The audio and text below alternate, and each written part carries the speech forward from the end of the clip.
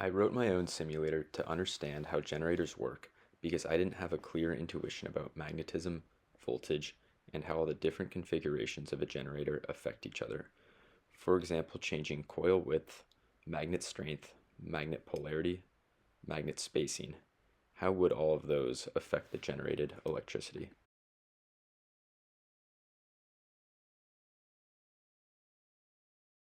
Before we can talk about any of that, we need to introduce the concept of magnetic flux. Magnetic flux describes how much of a magnetic field passes through a given area, taking into account both the strength of the field and how it is oriented relative to that area.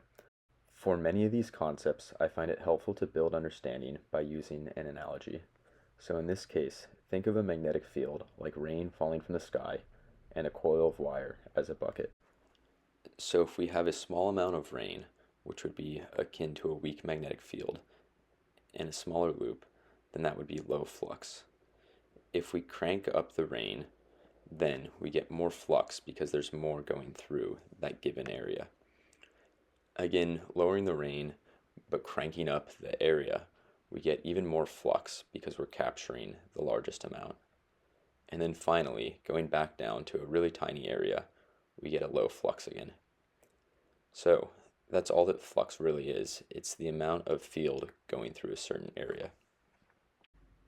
So now, applying this to magnets, we can see with a weak magnet, we have a lower flux. If we keep the loop the same and increase the magnet strength, we get a stronger flux. And that continues. So again, think of flux relative to both the magnet field and the area. If we keep a magnet stationary and move a coil around it, we can see that the magnetic field passing through it changes. The strongest part of the magnetic field is at the north and the south pole of the magnet. And now look what it's like for the sides of the magnet. Final point to drive home flux, look at how it changes relative to the coil's orientation. So the key takeaway is that magnets produce a field, and we can look at how much of that field is going through a given area, and that is what we call flux.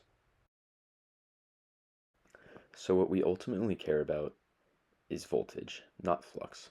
So let's start with another analogy. Look at a ball going up and down a hill. We'll graph height and vertical velocity over time. If you know calculus, you'll recognize that velocity is the derivative of height, but you don't need calculus for this. Instead of thinking about velocity as speed, it's helpful to think of it as how fast the height is changing at any given moment. Now here's where this way of thinking starts to matter. Suppose we make the hill taller, but the ball takes the same amount of time to go up and come back down. It's obvious that the ball must be moving faster, but the deeper point is that height is changing more quickly throughout the journey. In other words, velocity must be larger, not because it's going faster, but because there's more height change packed into the same amount of time.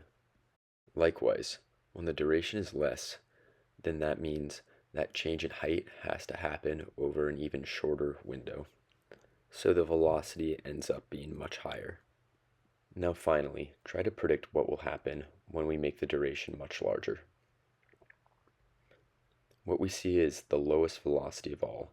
Even though the last 3 runs all had the same height, what really matters is how quickly that height is changing. Now back to the magnets and coils. Flux tells you how much magnetic field is passing through a coil. Voltage is the rate of change of flux, but negative, so when one goes up, the other goes down. Looking at this diagram, we can see the relationship between flux and voltage as the magnet enters the coil. At the very beginning, only a tiny amount of the magnet is entering the coil. The flux is just starting to increase, but the rate of change is small, so we see a low voltage. As the magnet continues moving in, we hit a sweet spot. When the magnet is around the halfway point, the largest cross-section of the magnetic field is cutting through the coil. This is where the flux is changing most rapidly, so that's when we see peak voltage. Then, as the magnet gets nearly all the way in, say 99% entered, most of the magnetic field is already in the coil. Now we're back to a tiny rate of change in flux, since there's almost nothing new entering, so the voltage drops back down towards 0. Then if we create a stronger magnet that will give us more flux, you can watch what happens with the change in flux. If we go back to the original strength magnet, but make it move a lot quicker, what do you think will happen? As you can tell, the peak flux is the same as the blue line, but the rate of change of flux is much faster, giving us the higher voltage.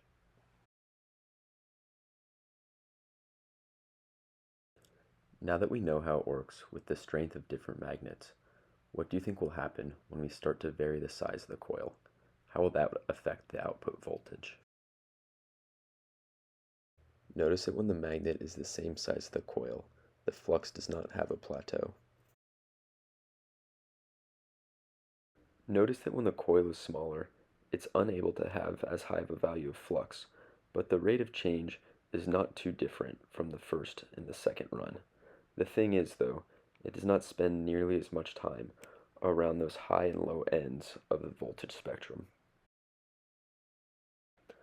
Now, with the results that we've seen here, I want you to imagine what would be best for our own generator if we were trying to get the maximum amount of voltage.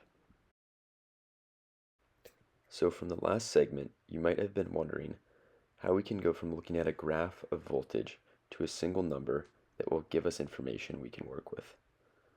We'll use something called root mean square, RMS. You take all the instantaneous voltage values, square them, find the mean, then take the square root.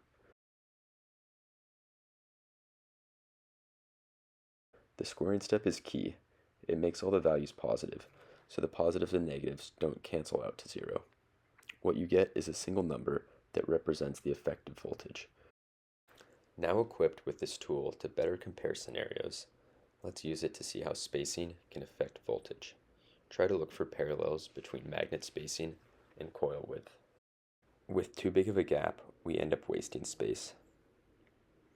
When the width is the same size of a magnet, notice how we get the full range of flux from 0 to max, and a nice voltage curve to go with it. The effect when the width is even lower is that the magnets are working against each other. As one leaves, another enters. The flux increase from the entering one counteracts the flux decrease from the leaving one, effectively suppressing the net flux variation. In other words, the change in flux is going to be suppressed. Check out how the voltage doesn't linger for long at the peak values. Now lastly, take a second and pause and guess what will happen with no space. If you look at the left and the right side of the coil, whatever size of magnet is moving out, that exact same size is moving in. So we get a flux that does not change at all.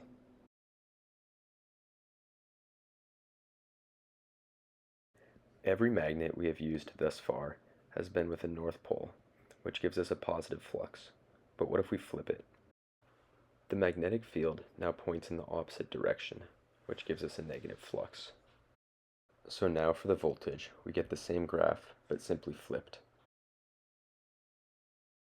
So in the final scenario for this video, we can now play with polarity, starting with what we've seen before. North and coil width equal to the magnet. For the south magnets, we are going to delay the start with a tiny offset. You will see why in a second. See how the slope of the flux is the same, so we get the same voltage. One other thing to note is that the voltage doesn't actually care about polarity, because it's just the change in direction. So even though the magnetic field is totally opposite, we can get the same sinusoidal graph because we shifted it. But the real reason we delayed the start is so that we can look at what it is like to stack the first two runs together. Before showing either their graphs, try to guess what they will look like. From stacking opposite magnets together, the coil experiences a much larger change in flux, higher voltage. You can see how this is the total opposite of the case where a bunch of north magnets with no space in between worked against each other. Here, the magnets synergize. Say a north is leaving and the flux is going down. Now there's a south magnet to come in and help decrease the flux even more. And then when a south magnet is leaving and the flux is going up, a north enters to help push the flux up even higher. The flux does not reach a value that was higher or lower than before. The lowest flux is when the south magnet is fully inside, highest when north is fully inside. I hope this has helped you create the intuition of how voltage is the rate of change of flux.